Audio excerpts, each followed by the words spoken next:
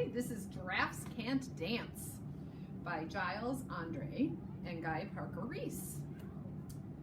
Gerald was a tall giraffe whose neck was long and slim, but his knees were awfully crooked and his legs were rather thin. He was very good at standing still and munching shoots off trees, but when he tried to run around, he'd buckle at the knees. Now every year in Africa, they hold a jungle dance where every single animal turns up to skip and prance. And this year when the day arrived, poor Gerald felt so sad because when it came to dancing, he was really very bad. The warthogs started waltzing and the rhinos rock and rolled. The lions danced a tango that was elegant and bold. The chimps all did a cha-cha with a Latin feel, and 8 baboons then teamed up for a splendid Scottish reel.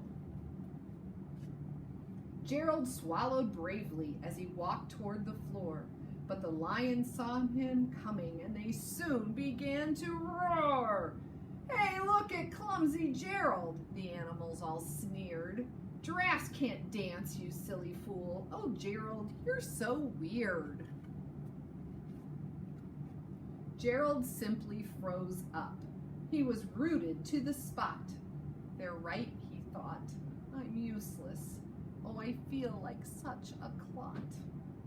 So he crept off from the dance floor and he started walking home. He'd never felt so sad before, so sad and so alone. Then he found a little clearing and he looked up in the sky. "The moon can be so beautiful," he whispered with a sigh. "Excuse me," coughed a cricket, who'd seen Gerald earlier on, "but sometimes when you're different, you just need a different song. Listen to the swaying grass and listen to the trees. To me, the sweetest music is those branches in the breeze. So imagine that the lovely moon is playing just for you. Everything makes music if you really want it to." With that, the cricket smiled and picked up his violin. Then Gerald felt his body do the most amazing thing. His hoofs had started shuffling, making circles on the ground. His neck was gently swaying and his tail was swishing round. He threw his legs out sideways and he swung them everywhere. Then he did a backward somersault and leapt up in the air.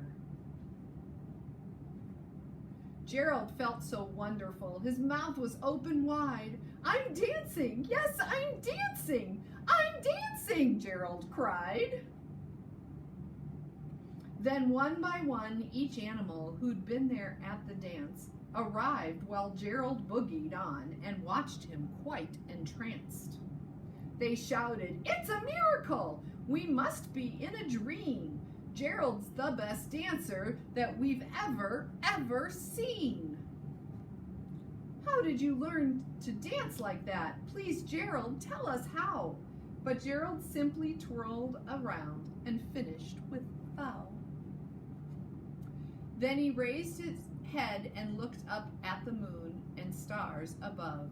"We all can dance," he said, "when we find music that we love."